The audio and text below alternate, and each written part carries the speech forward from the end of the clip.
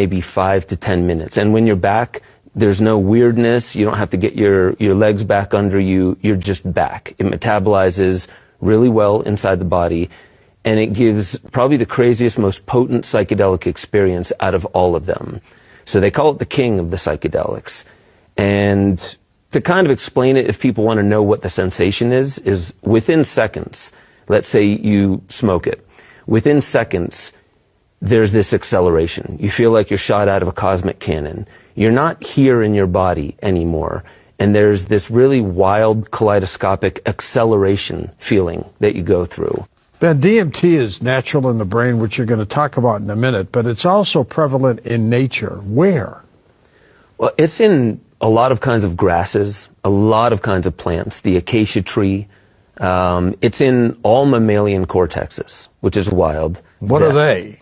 Well, the mammals that have the cortexes and the mammalian, and also in humans in the neocortex, we produce DMT. So not only is it the wildest psychedelic that we know of, it's very fast acting, but our brain is producing it almost around the clock. And that's one of the leading studies that we've found out of the University of Michigan, is that we're always producing DMT. What are we producing it for? What's its purpose in the human body? We don't know, which is why there needs to be a lot more study on this. And I think the studies need to be asking deeper questions than how can we turn this into a drug and make billions. I think we really need to be asking, why is DMT in all mammals? Why, when you upregulate DMT, does it take you to this vastly different place? It takes you to a different place than all of the other psychedelics as well. So if you think about a key... DMT, what does it do?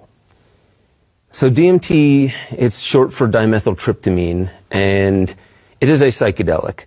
And anyone who has heard the term psychedelic but hasn't used it before, you need to understand that they're all classified as drugs. But psychedelics are vastly different than other drugs, like deliriants, dissociatives, things like alcohol, methamphetamines, the opiate class. Yeah. So psychedelics are very different because they don't just alter or distort reality. They seem to open up consciousness and the doors of perception so we can see more.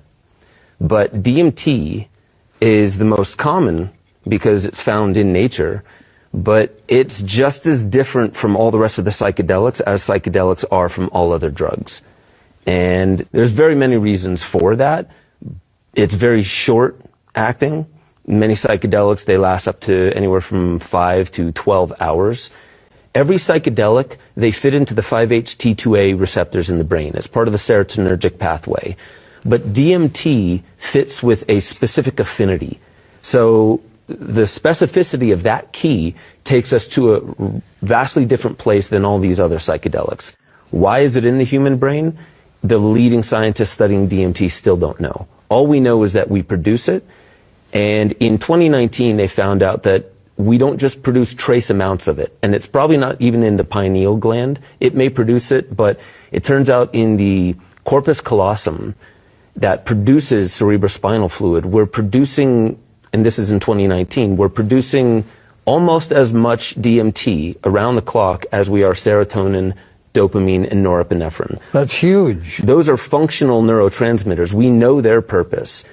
And then there was this other study that just came out last year that says we're actually producing twice the amount of DMT than any of the other neurotransmitters in the brain, and we still don't know why.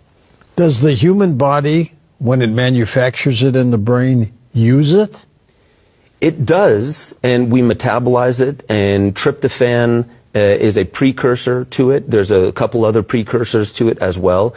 It's very hard to study it because it metabolizes so quickly. So we could be producing a lot of it, but by the time we get a sample of it, while we're getting that sample, it's still metabolizing. So when we study how much we actually have of it, it might have been twice that amount. It started metabolizing while it was being prepared to be viewed under a microscope.